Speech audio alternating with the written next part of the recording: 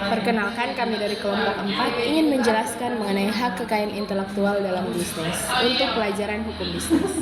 Perkenalkan, nama saya Nurul Bongkar dengan NIM akhir 148. Perkenalkan, nama saya Nurul Kalbi dengan NIM akhir 157. Perkenalkan, nama saya Carlo Aprilian dengan NIM akhir 139. Perkenalkan, nama saya Revalina Kaligis dengan NIM akhir 166. Kita masuk ke dalam poin pertama, yaitu apa sih itu HKI?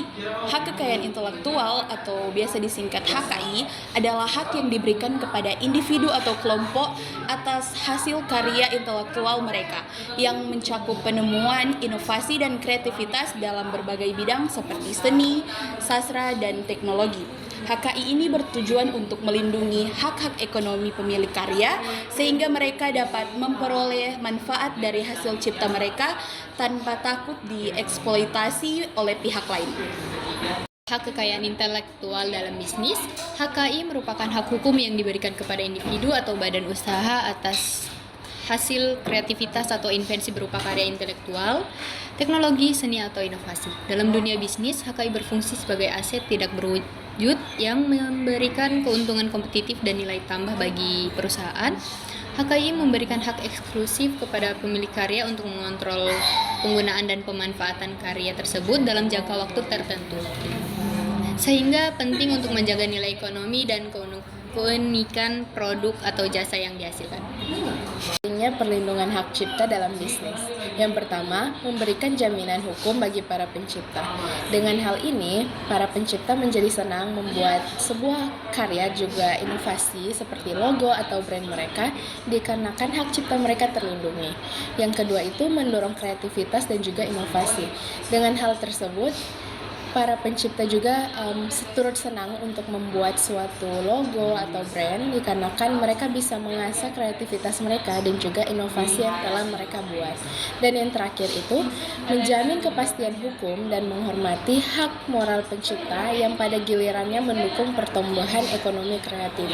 Dengan hal tersebut, ekonomi kreatif seperti UMKM itu bisa terdorong untuk membuat brand dan juga logo-logo atau mungkin sebuah perusahaan yang ingin mereka kembangkan. Sekarang saya akan membahas tentang contoh pelanggaran hak kekayaan intelektual di Indonesia. Yang pertama, kasus motif batik parang yang diklaim perusahaan Malaysia.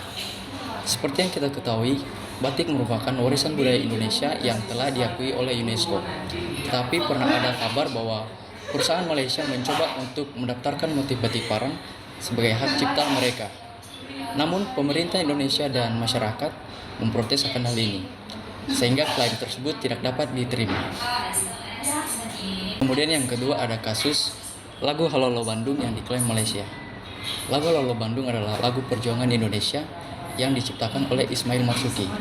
Tetapi pernah ada kabar bahwa lagu ini diklaim Malaysia sebagai lagu daerah mereka.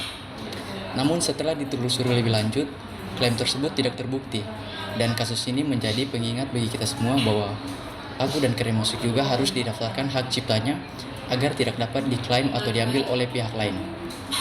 Kemudian kasus yang ketiga adalah kasus pembajakan film dan musik oleh situs Indo XXI.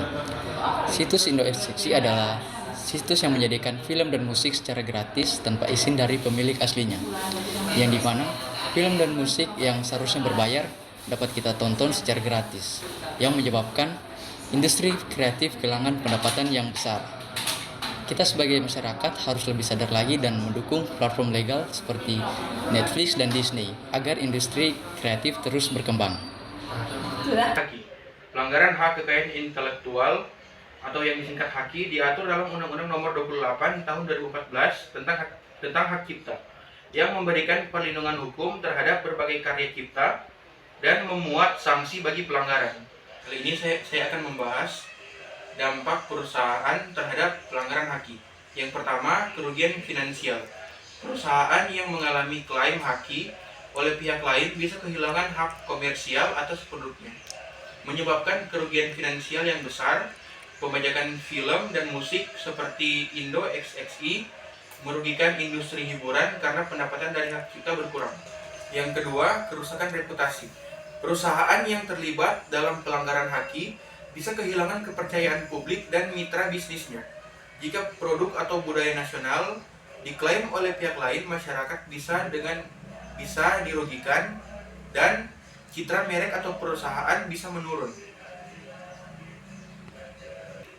Yang ketiga, konsekuensi hukum. Perusahaan yang melanggar haki dapat terkena sanksi hukum, termasuk denda atau larangan produksi dan distribusi. Dalam kasus pembajakan, pihak yang terlibat bisa menghadapi tuntutan hukum seperti pemblokiran akses atau tindakan pidana. Yang keempat, persaingan yang tidak adil. Jika hak cipta atau paten dicuri atau diklaim pihak lain, inovator asli bisa kehilangan keunggulan kompetitifnya. Perusahaan yang mengalami pelanggaran haki harus berusaha lebih keras untuk mempertahankan haknya dan mungkin harus mengeluarkan biaya tambahan untuk litigasi. Sekian presentasi dari kelompok kami. Terima kasih.